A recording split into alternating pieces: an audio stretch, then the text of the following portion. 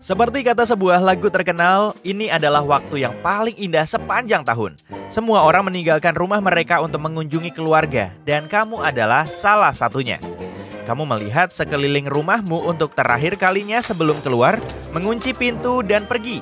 Tapi tunggu, aku punya peringatan penting nih untukmu. Tahu nggak? Secara statistik, sebagian besar pencurian terjadi sebelum liburan dimulai. Terutama pada tanggal 5, 6, 11, 17, dan 18 Desember. Hal ini seharusnya nggak terlalu mengejutkan sih. Pada akhir November atau awal Desember, rumahmu mulai dipenuhi dengan hadiah-hadiah baru. Mungkin kamu telah membelikan kalung mahal untuk ibumu, gadget teknologi terbaru untuk ayahmu, dan sepeda untuk keponakanmu. Semua itu pasti mahal, bener nggak? Aku sudah bisa melihat tanda uang di mata para pencuri. Rumahmu menjadi paling rawan pada sore atau malam hari setelah matahari terbenam. Pencuri bertindak cepat sebelum kamu pulang kerja. Malam akhir pekan juga merupakan waktu yang paling banyak dilaporkan terjadinya pencurian. Dan ketika kamu keluar untuk pesta atau makan malam, pencuri tahu mereka bisa santai karena kemungkinannya kamu akan keluar hingga larut malam. Dan kalau kamu sedang pergi, kamu pasti sangat yakin. Namun ada beberapa tindakan pencegahan yang bisa kamu lakukan untuk memberikan sedikit petunjuk tentang barang-barang dan keberadaanmu kepada pencuri. Dan enggak, ini tanpa melibatkan pesta palsu dengan orang-orangan dari kardus kok. Pertama, kita selalu cenderung menempatkan pohon di dekat jendela kan? Hal ini membuat segalanya terasa lebih nyaman dan ada pesona tersendiri untuk memamerkan pohon yang telah dihias dengan indah kepada orang-orang yang melewati jalan. Sebenarnya, hal ini merupakan hal yang gak boleh dilakukan kalau kamu ingin menjaga keamanan rumah. Selain itu, gak disarankan untuk menyimpan kado di bawah pohon serta di dekat jendela atau tempat yang mudah terlihat selama berhari-hari hingga tiba waktunya untuk membukanya. Karena hal ini akan memungkinkan pencuri dengan cepat menemukan barang-barang berharga tersebut. Melihat pohon sudah terpasang dari jendelamu mungkin akan membuat mereka mulai mengawasi rumah sambil menunggu kamu pergi, sehingga mereka akhirnya bisa masuk. Entah kamu akan berada di rumah untuk liburan atau akan pergi, memasang lampu dengan pengatur waktu akan selalu menjadi ide yang cerdas. Kalau kamu akan bepergian, nyalakan lampu pada jam-jam di mana kamu biasanya berada di rumah, agar rumahmu nggak terlihat kosong. Pengatur waktu juga akan berguna kalau kamu hanya akan mengunjungi suatu tempat selama beberapa jam saja. Kalau nggak bisa ngedapetin pengatur waktu, nyalakan beberapa lampu untuk membuat rumah tampak seperti ditempati. Pencuri mungkin pada akhirnya akan menyadari nggak ada orang di dalam rumah karena nggak ada yang menutup pintu. Tapi hal ini masih bisa menghemat waktumu kalau kamu pergi berlibur singkat. Dan ingat, biaya untuk membiarkan lampu tetap menyala akan selalu lebih rendah daripada biaya pembobolan. Sebagai catatan tambahan, kalau kamu adalah salah satu orang yang menyalakan lampu luar ruangan dengan kabel ekstensi yang melewati jendela dan terhubung ke bagian dalam rumah, sebaiknya kamu berhenti deh melakukan itu. Karena hal ini bisa mencegah jendela ditutup dan diamankan dengan baik, sehingga akan memudahkan pencuri untuk masuk. Sebagai gantinya, kamu bisa menggunakan lampu yang dioperasikan dengan baterai. Kamu mungkin cenderung memposting foto-foto pesta, makan malam, dan pertemuan di media sosial untuk menunjukkan gaun barumu atau betapa senangnya kamu kepada para pengikutmu. Tapi saranku, jangan lakukan itu deh. Setidaknya, tunggulah hingga acara selesai dan kamu tiba di rumah. Karena hal itu sama saja dengan menyatakan rumahmu kosong dan siap dimasuki maling jika ada yang mengincarmu.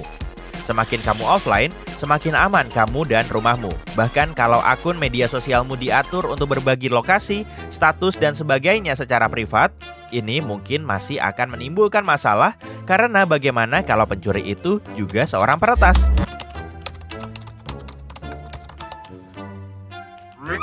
Memiliki kunci cadangan yang disembunyikan di luar rumah memang berguna ketika kuncimu ketinggalan di kantor atau jatuh di lubang lift.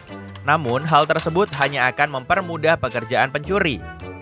Meskipun mereka nggak tahu di mana letaknya, ada kemungkinan besar dengan pencarian cepat di tempat-tempat yang biasa digunakan orang untuk menyembunyikan kunci, mereka akan bisa menemukannya.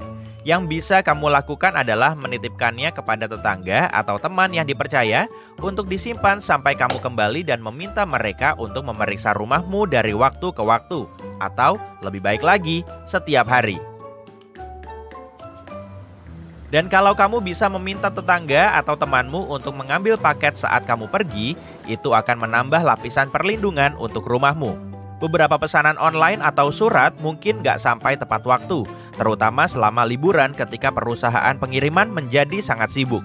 Dan kalau paket tersebut tiba saat kamu nggak di rumah, ada kemungkinan besar petugas pengiriman akan meninggalkannya di depan pintumu. Ketika paket dan surat terus menumpuk di terasmu, semua ini nggak hanya akan membuat pencuri tahu nggak ada orang di rumah, tapi juga bisa mengundang orang asing untuk mengambil paket-paketmu.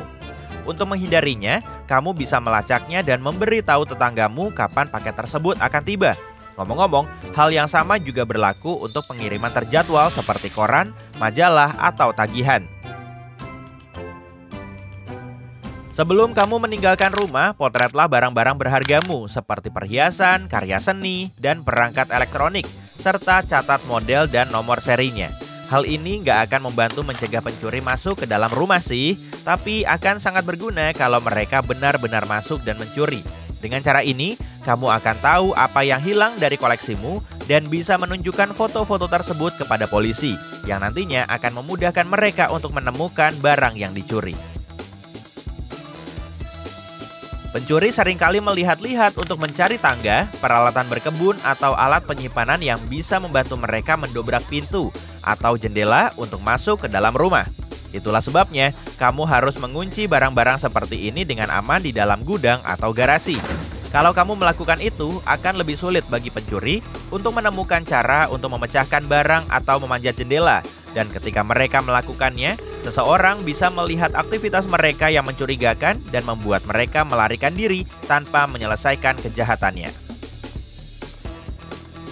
Meskipun kamu tinggal di tempat dengan cuaca panas, jangan pernah membiarkan jendela terbuka di ruangan yang nggak kamu gunakan, meskipun kamu sedang berada di rumah. Dan pastikan semuanya tertutup rapat sebelum meninggalkan rumah. Kamu selalu bisa menggunakan kunci jendela dan mengganti kawat nyamuk dengan jaring pengaman. Setelah liburan berakhir, penting untuk nggak menumpuk kotak-kotak hadiah mahal di luar rumah, di dekat tempat sampah. Kalau kamu melakukannya, pencuri nggak hanya akan mengetahui apa yang telah kamu terima, tapi juga akan tergoda untuk membobol masuk, terutama kalau mereka lihat kamu memiliki barang yang mereka inginkan. Mereka mungkin juga berasumsi kamu akan mengganti barang yang dicuri, dan hal ini bisa mendorong mereka untuk masuk kedua kalinya. Yang harus kamu lakukan adalah memotong bungkusan tersebut sebelum membuangnya ke tempat sampah, atau kamu juga bisa membakarnya di perapian untuk menjaga rumah tetap nyaman dan aman. Terakhir, alarm penyusup akan selalu bermanfaat kapanpun waktunya, dan memilikinya saja nggak cukup ya. Kamu harus ingat untuk menggunakannya. Sayangnya banyak orang yang memiliki alarm nggak mau repot-repot menyetelnya, kecuali mereka sedang berlibur. Menyetel alarm harus menjadi sebuah kebiasaan. Pastikan untuk menggunakannya setiap kali kamu pergi keluar dan juga setiap kali kamu masuk, karena selalu ada kemungkinan pencuri bisa masuk saat kamu tidur di tempat tidur. Jadi, apakah kamu sudah memeriksa semua tindakan pencegahan dari daftarmu? Bagus. Kalau begitu, selamat berlibur ya.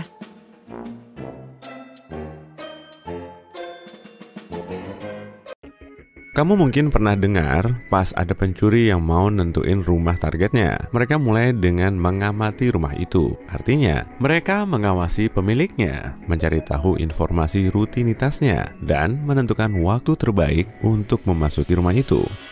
Pada saat mereka siap beraksi, mereka sudah tahu pasti kapan waktunya rumah itu kosong atau kapan si pemiliknya lengah. Salah satu trik yang dipakai pencuri untuk mengumpulkan informasi tentang rutinitasmu itu sangat sederhana, sampai-sampai kamu mungkin nggak curiga.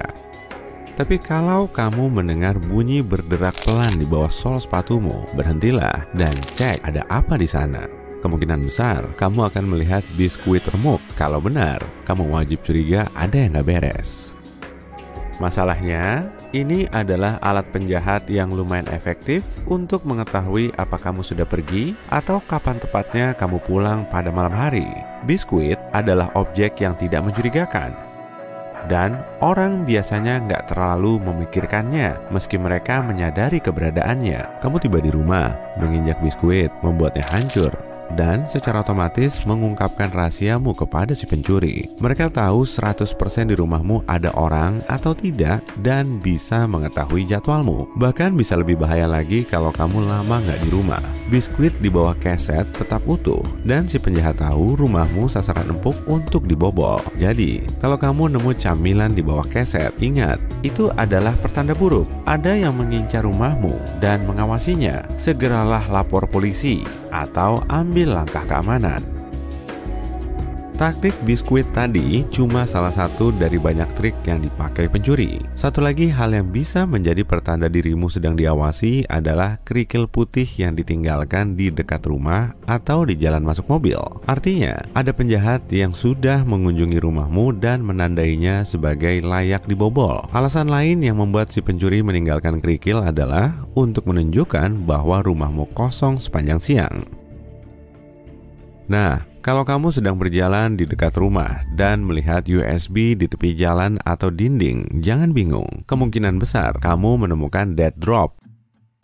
Meski namanya seru, ini adalah karya seni global yang terinspirasi dari trik dunia mata-mata dan spionase. Orang-orang yang tahu soal ini akan dengan senang hati mengenakan mantel hitam dan kacamata hitam mereka untuk bertukar informasi rahasia dengan orang lain. Pasalnya, beberapa dekade lalu, mata-mata punya cara sendiri untuk bertukar informasi rahasia. Ada juga live drop, yaitu saat mata-mata bertemu secara langsung. Tapi ini biasanya sangat berbahaya. Jadi, sistem dead drop diciptakan. Dalam hal ini, batu bata longgar di dinding gang mungkin menyembunyikan dokumen penting yang harus diambil nanti.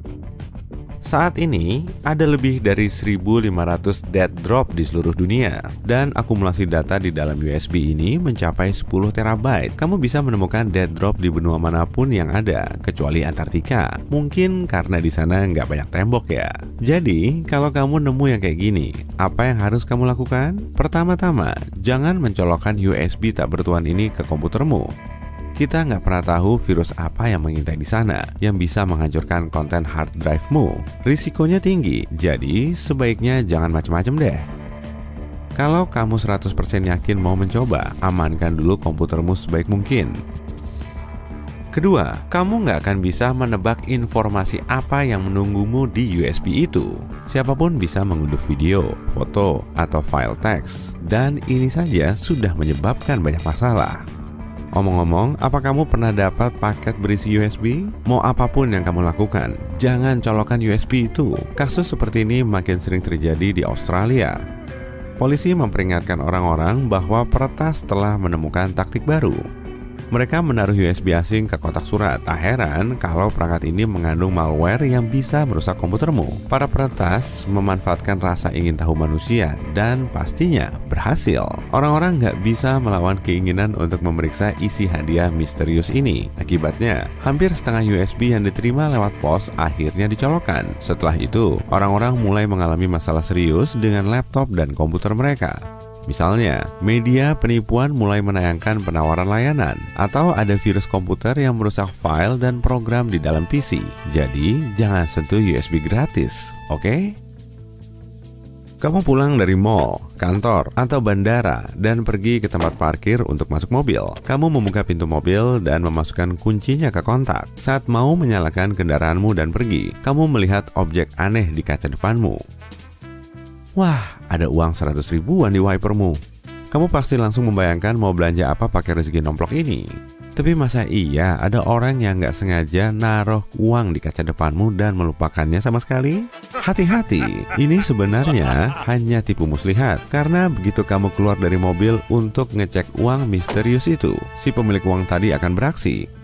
Mereka akan masuk ke mobilmu dan gaspol dengan kecepatan mobil balap. Soalnya, pasti kita nggak bakal terpikir untuk mematikan kunci kontak mobil dan membawa barang berharga keluar saat turun dari mobil untuk mengecek uang di kaca depan. Akibatnya, dalam waktu kurang dari semenit saja, kamu akan kehilangan mobil, dompet, dan dokumen, plus terdampar di tempat parkir. Baru-baru ini, orang-orang juga menemukan pakaian seperti kemeja tergeletak di kaca depan atau terbungkus di wiper. Kalau kamu pernah menjadi salah satu orang ini, jangan jatuh ke perangkap ini dan jangan coba memindahkan objek tadi. Masuk saja ke mobil dan pergi secepat mungkin dari tempat parkirmu.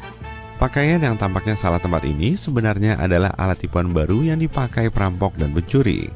Cara kerjanya begini, saat kamu melihat pakaian atau kain yang menghalangi gerak wipermu atau menghalangi pandanganmu, reaksi pertamamu pasti melepasnya.